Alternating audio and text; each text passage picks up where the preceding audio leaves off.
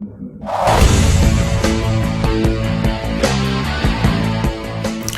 to Veterans Nation. My name is Mike Dowling, along with Miss Kelly Smith and Mr. Rydell Danzie. Yeah, we're veterans, and we are here to inform you. That's right. We do. We've also got Mr. Ryan Stirs back there, audio engineer, and Rick Seaman, our co-producer. 11 Bang Bang. 11 Bravo, yeah, all right. And speaking of 11 Bravo, this segment of Veterans Nation is dedicated to the 3rd Infantry Division. Whoa. There it is. Let's bring out the armor. 3rd ID, yeah.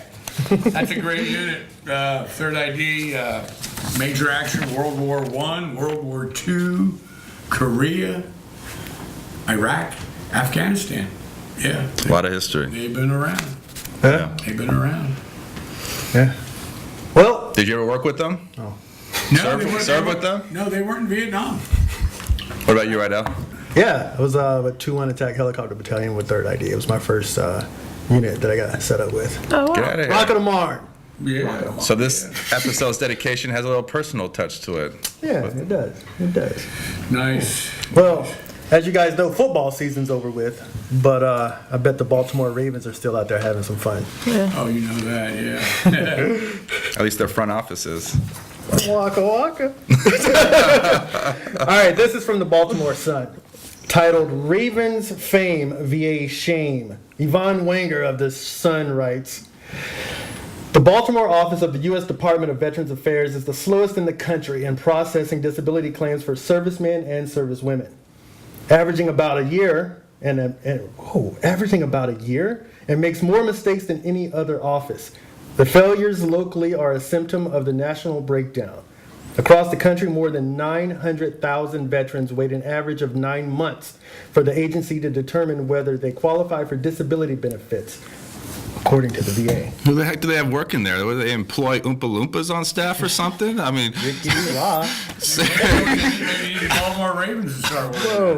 Get it done. well, they're cutting players left and right, so there goes a job for them. But Yeah.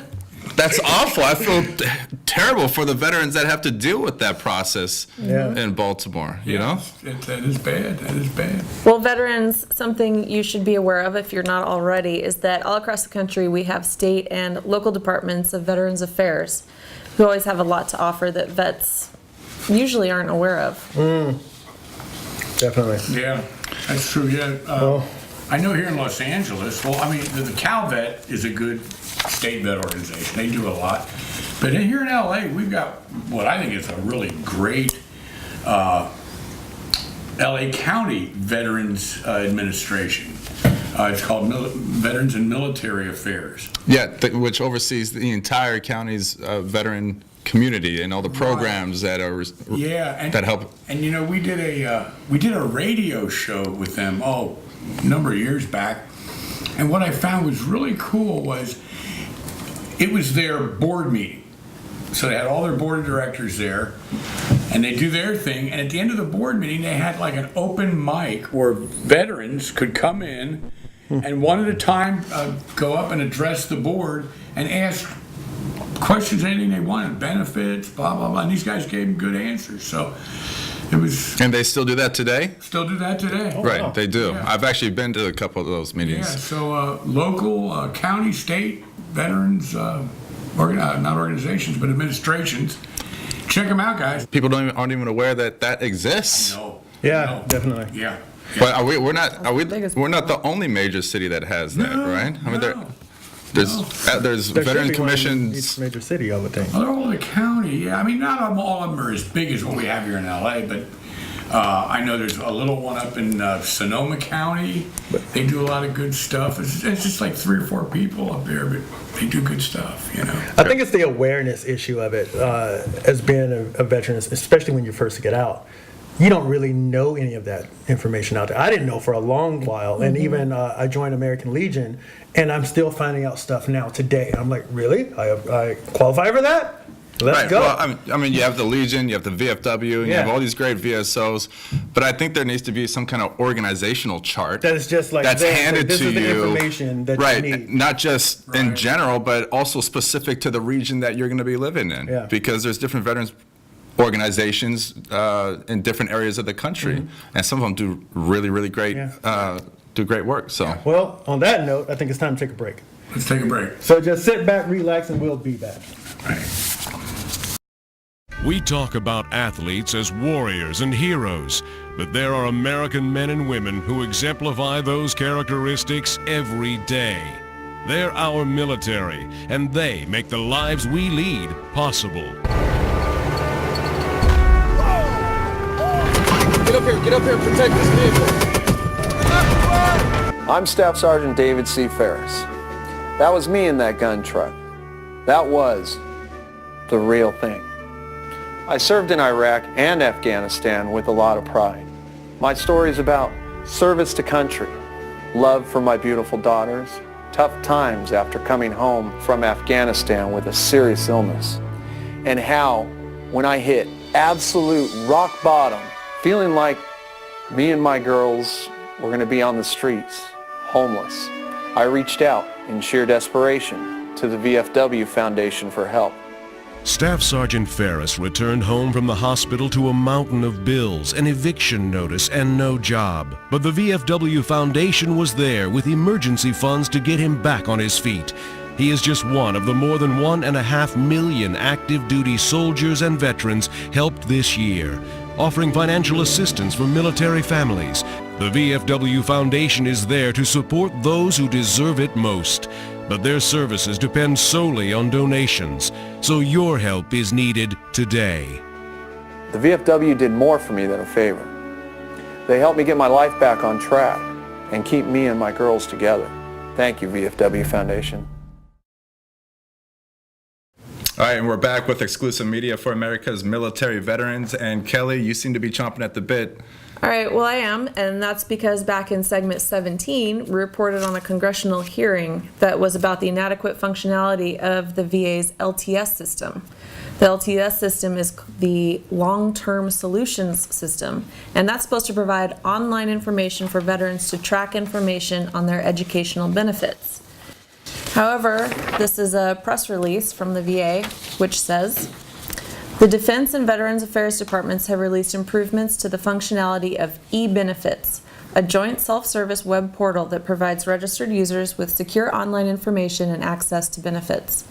E-benefits 4.3 allows for easy navigation of the online disability compensation claim submission process using interview-style questions and drop-down menus similar to tax preparation software instead of a traditional fill-in-the-blank form. This system also pre-populates the application with the information from a veteran's record in the VA's secure database. Veterans also can view processing times for each phase of their claim. Other site improvements include a tool to help in determining if a veteran is eligible for vocational rehabilitation and employment benefits, a calculator for military reservists to determine retirement benefits, and a search function that identifies a claimant's appointed veteran service representative, with links to Google Maps indicating the location of their nearest representative's office. Okay, well, here comes the interesting part. Service members and veterans also can access records such as post 9/11 GI Bill enrollment status.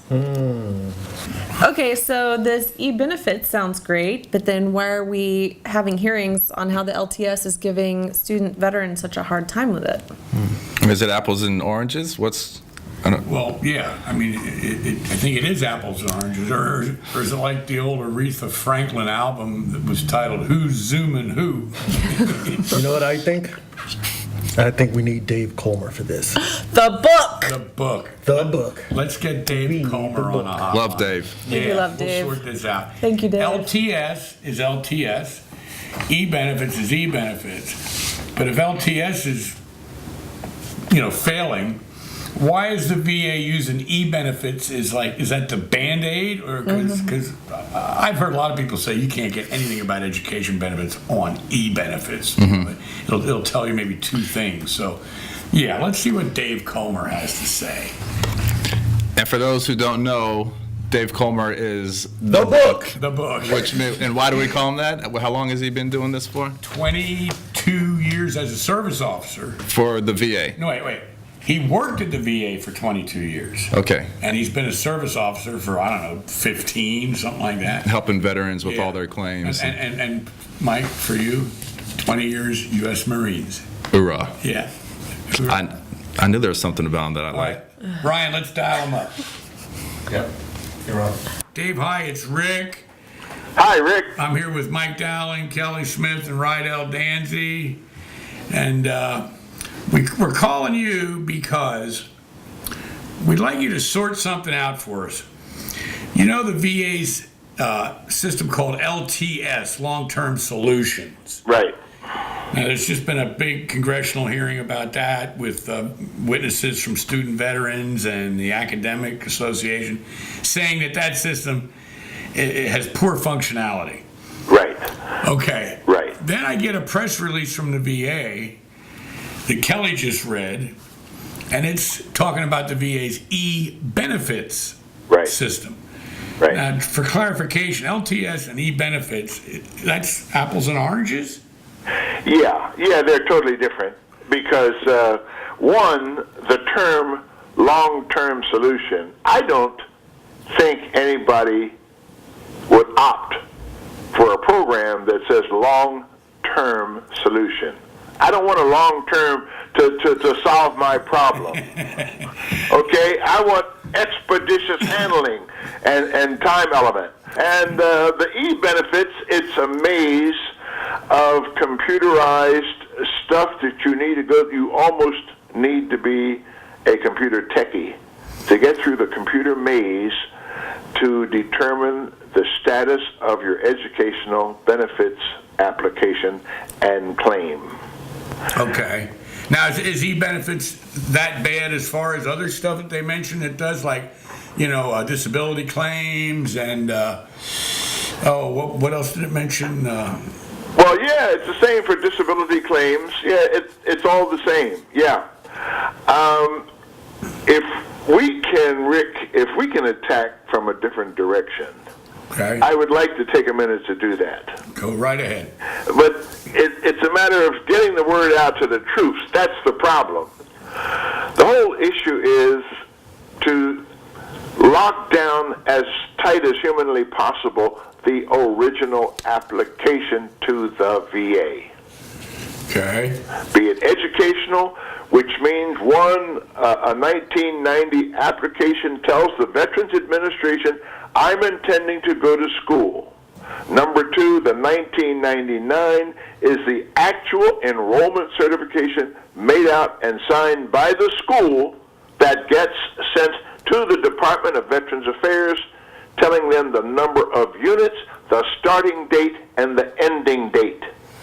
And if you don't have any other claim in with the VA, your discharge papers, DD 214, are 3 documents that is bulletproof as you can be with the Department of Veterans Affairs. Okay. Now, why do you, the students and these academic associations, colleges that are complaining at these hearings about the LTS system, obviously that's a technical issue that we're dealing with here. I mean, somebody said on one of our recent shows that it sounded like the government bought a lemon with this LTS system, Yeah. And then with e-benefits, that doesn't seem like it's a very good Band-Aid for the lemon. Right. Yeah. Exactly. And if you've got a lemon, the e-benefits are not going to help. And the difficulty in navigating the e-benefits, if you can get through it, will only tell you, or they won't have anything good to say, anything positive to say. And they may give you an anticipated date by which you should receive payment if they have enough information, if you can get through it. Right. But again, it's kind of like the guy that doesn't really do his job well, and he complains most because the system isn't working. For example, the guy that says after he finds out the VA sent him critical information to his old address. And you say, well, what happened here? He says, well, I told my wife to send them the new address. Okay? Counterfeit. If you want it done right, what do? Okay? So you got to cross all your T's and dot all your I's, and again, make it bulletproof. Send the VA everything they possibly need. And then they can't dodge the bullet. If you make the necessary preparation, the application, that application says, I want to go to school.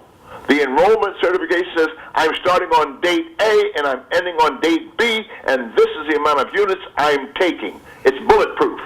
Yeah. Well, now I got Mike Dowling sitting here with me. Now, yeah. Fire away, Mike. Hey, it's good to hear from you. Now, Mike said, OIF Marine. And he applied for GI Bill. The post 9/11 GI Bill. Post 9/11 GI Bill. Right. So let's ask Mike. Mike, did you encounter this LTS system? I didn't. I had a counselor, a veteran service rep at the educational institute that I'm attending. Okay. Who kind of walked me through it So manually. there was a service rep at the school. Yes. Was this the vet rep on campus guy? Yes, it was. Okay, very good. Yeah, and thankfully the school that I'm at also has a student veteran organization. Very good. Of students that have gone through the same process that I could reach out to as well. So, right. But I will say, surprisingly, that the phone number that you can call, where you can actually speak to a rep to talk about the post 9/11 GI Bill At the VA. Was actually surprisingly really helpful to me. Yeah. I've used it several times. The only problem is sometimes the wait to talk to a rep on the phone can be a lot longer than you might like it to be. But when you get through, they're actually really, really helpful. Yeah. Good. So what do we have here? Well, the student veteran organization that Mike mentioned is a good thing because they're advocates for veterans and they help veterans during their normal education and post-secondary education in every way they can, including financial. So, and there's one on every campus in the country, a student veterans organization. So if there's one at the college, it would be possibly a good idea to talk with them with regard to your benefits.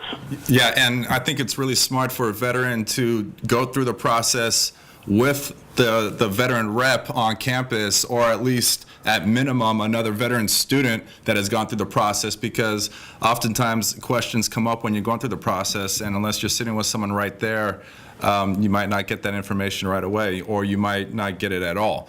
Right. So it sounds like the bottom line is we have to acknowledge that, the VA did buy a lemon of sorts. It may never go away. We don't know. I mean, they spent a lot of money on this system. But so if the way I read it is, like Mike said, vets helping vets, vets using representatives from the school, vets using service officers, and doing all of those steps that will alleviate for the shortcomings of a system that the VA seems to have. Exactly. If the vet doesn't miss any steps and have any shortcomings, the VA has enough to cover the vet. So let's make sure the vet is clean as he can be when he goes in, so that he is not responsible, even in part, of any delay in receipt of benefits. Right. So, thank you, Dave. Oh, you're more than welcome. Anytime, all the time. All right, Dave. You take care, buddy. Hey, you guys take care, and anytime. And lots of luck to everybody. Thanks so much. Right. Bye-bye. Bye. Okay, veterans, we're going to close out with a word from Joe the Vet. Joe the Vet here. Hello. When the National Football League deems certain play rules to be unsafe, they change the rules, and they do it in a most timely manner. For instance, when a new football was introduced, its synthetic strings were causing cuts on players' hands. So they went back to the old cloth strings immediately. Why is it then that Congress and the VA have taken over 20 years to get Agent Orange sorted out, are now taking another 20 years to get Gulf War illness sorted out, and we have 900,000 claims backlogged. Is it because military players don't make a lot of big money like National Football League players do?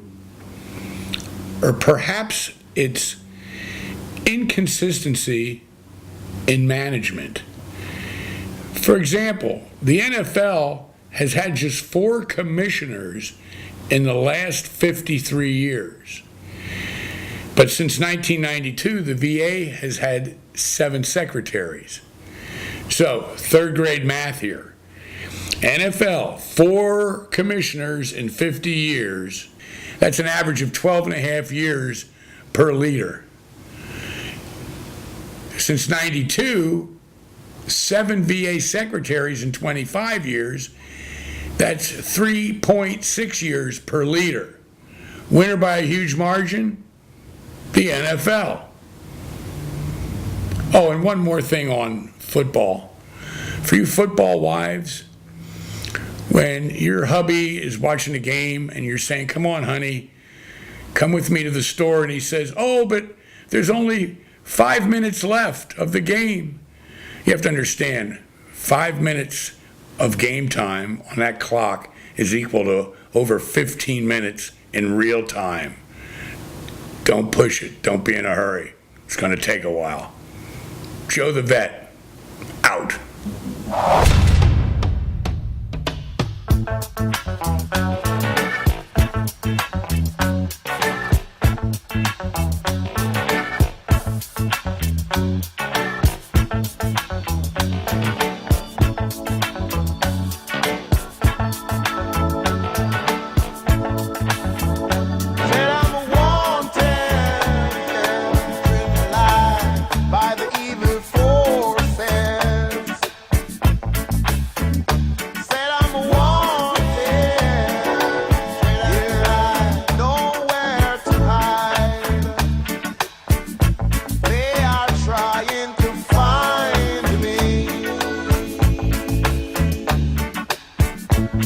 Babylon charge, I think I'm charged.